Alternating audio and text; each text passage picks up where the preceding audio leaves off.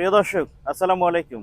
আমি এখন যেখানে দাঁড়িয়ে আছি এটি নোয়াখালীর সুবর্ণচরের হালিম বাজার সংলগ্ন একটি ইটভাটা। এটি হচ্ছে আহ, এটির নাম হচ্ছে নুরানি ব্রিক্স ম্যানুফ্যাকচারিং।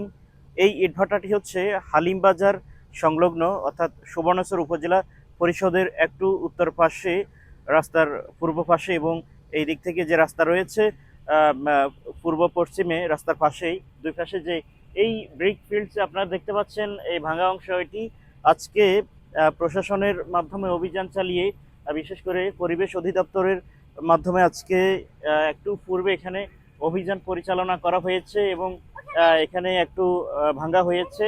এবং এই যে চিমনি যেটা দিয়ে ধোঁয়া বের হয়, এটার এই অংশটুকু ভাঙা হয়েছে এবং আরো কিছু রাস্তার ওই পাশে যে কিছু অংশ ভাঙা হয়েছে। তো খুব সম্ভবত প্রশাসন চেয়েছে পুরোটা একেবারে মানে নির্মূল করে দিতে বা গুড়িয়ে দিতে। তো ওনারা যারা মালিক পক্ষ আছেন, অবশেষে হচ্ছে তারা কথা বলে জরিমানা করা হয়েছে 3 লক্ষ টাকা এবং 1 বছরের জেল দেওয়ারও কথা আমরা শুনেছি।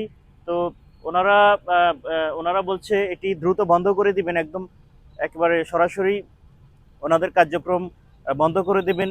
এই সত্ত্বে হচ্ছে ওনারা যে অভিযানে এতটুকুতে থেমে গেলেন, হয়তোবা ওনারা একদম পরিপূর্ণভাবে একেবারে গুড়িয়ে দিত, কিন্তু এখানে যারা রয়েছেন মালিক পক্ষ নাকি বলেছেন যে তারা একদম সম্পূর্ণ এটা তারা এখান থেকে ইট সরিয়ে নেবেন এবং তারা এখানে সম্পূর্ণ কার্যক্রম বন্ধ করে দিবেন। এবং এই যে ইটভাটা, তাদের বিরুদ্ধে যে অভিযোগ রয়েছে সেটি হচ্ছে তাদের পরিবেশ ছাড়পত্র নেই সেই আদলে, এবং যেহেতু তাদের বিরুদ্ধে মামলাও রয়েছে, সেজন্য হচ্ছে এখানে অভিযান চালানো হয়েছে।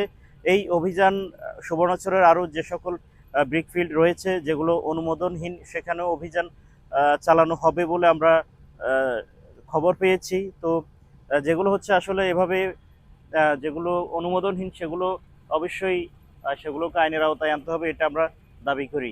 তো দর্শক, এ ব্যাপারে হচ্ছে আপনারা মতামত দিন। আপনারা যারা সুবর্ণচরের লোকজন আছেন, সুবর্ণচরের যে সকল ইটভাটা রয়েছে, আপনারা মতামত দিয়ে আমাদেরকে আপনাদের যে যে অভিমত সেটি আপনারা ব্যক্ত করতে পারেন। ধন্যবাদ।